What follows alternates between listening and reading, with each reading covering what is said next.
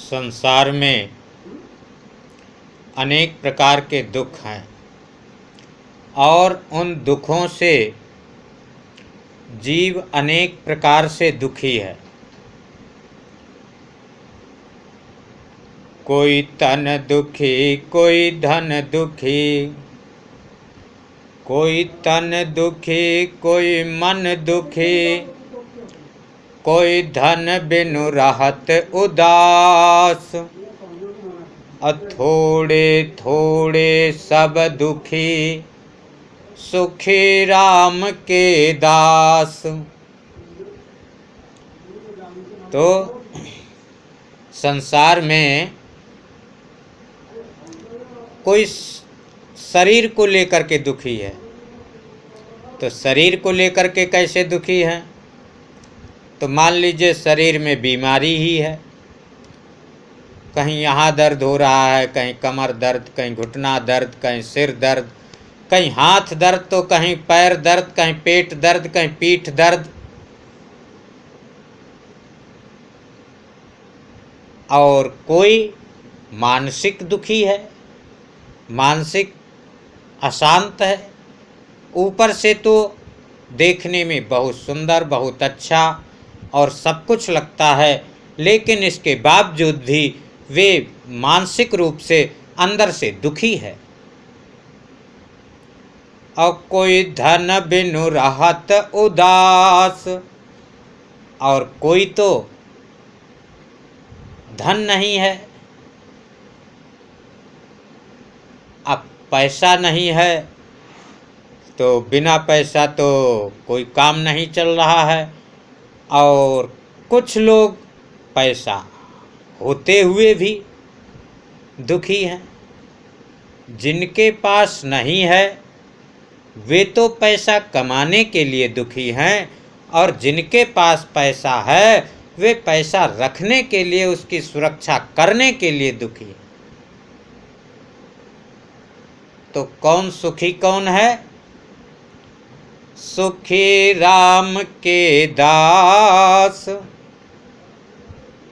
जो राम के दास हैं, राम के भक्त हैं, कृष्ण के भक्त हैं, जिन्होंने अपने मन को एकदम शांत कर दिया है, शांत कर लिया है, सांसारिक जितनी भी कामनाएं हैं उनको त्याग दिया है, और इधर जो परमात्मा की कामना है इसको पूर्ण रूप से एक आशा बना रखी है कि हमको मात्र हमारा जो जन्म हुआ है ये मात्र इसीलिए जन्म हुआ है कि परमात्मा से मिलने के लिए। तो जब परमात्मा से मिलने के लिए जन्म हुआ तो फिर संसार की वस्तु की कोई आवश्यकता नहीं है, केवल उतनी ही आवश्यकता है कि जितने से इस शरीर की मात्र रक्षा हो सके, और उससे अधिक संग्रह करने की कोई भी आवश्यकता नहीं है। क्योंकि ये जो हमारा मन है, मन जितना ही बाहर जाएगा उतना ही अशांत होगा। जहाँ मन दूसरे में गया कि अशांत हुआ। जैसे मन पुत्र में गया, पुत्र से मोह है, अब हम पुत्र को छोड़ नहीं सकते और हमें बाहर भी जाना है। अब हम मान लीजिए बाहर तो चले गए, लेकिन मन कहाँ लगा हुआ है? पुत्र में। तो मन बाहर है, तो मन बाहर होने से पुत्र मन में पुत्र लगा होने से वे मन अशांत रहेगा, दुख रहेगा, उसकी याद सताएगी। तो अब मान लीजिए कि आपके मन में है कि हम बहुत बड़े धनी हो जाएं, तो धनी होने के लिए ऐसे तो धनी होंगे नहीं, क्योंकि धन कमाने के लिए अनेक प्रकार के प्रयत्न करना पड़ता है, और उसमें भी कुछ सही तो कुछ गलत। अब धन के लिए मन अशांत रहेगा, क्योंकि मन बाहर है ना। जितना भी मन बाहर रहेगा, मन जितना दूर रहेगा, उतना ही मन अशांत रहेगा।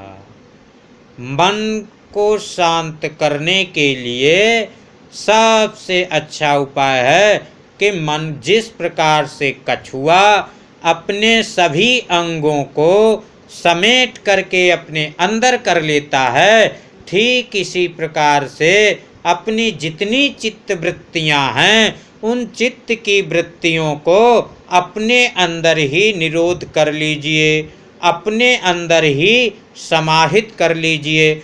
जब अपने अंदर सब समाहित रहेगा तो मन कहाँ पहुँच जाएगा? मन परमात्मा के पास। परमात्मा कहाँ है? हृदय से अर्जुन तिष्ठति, कि हे अर्जुन, इस शरीर में जो हृदय स्थान है, इस हृदय स्थान में मेरा निवास है, हृदय में मैं रहता हूँ। तो जो अपना मन है, ये परमात्मा कहाँ है? हृदय में परमात्मा है। और इन परमात्मा से मन जितना ही दूर रहेगा, उतना ही आप अशांत रहेंगे। इसलिए इस मन को बाहर ना लगा करके, इसको वहीं जो परब्रह्म परमात्मा हृदय देश में बैठे हुए हैं, तो हृदय देश में बैठे हुए परब्रह्म परमात्मा के पास मन को स्थापित कर दीजिए।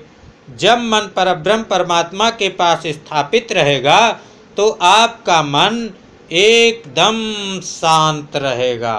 कि जैसे आप सोते हैं और जब सो गए, खूब गहरी नींद में सोए, और जब उसके बाद जागे तो क्या कहते हैं कि वो आज तो बहुत अच्छी नींद लगी और बहुत अच्छा मैं सोया, बहुत आनंद आया।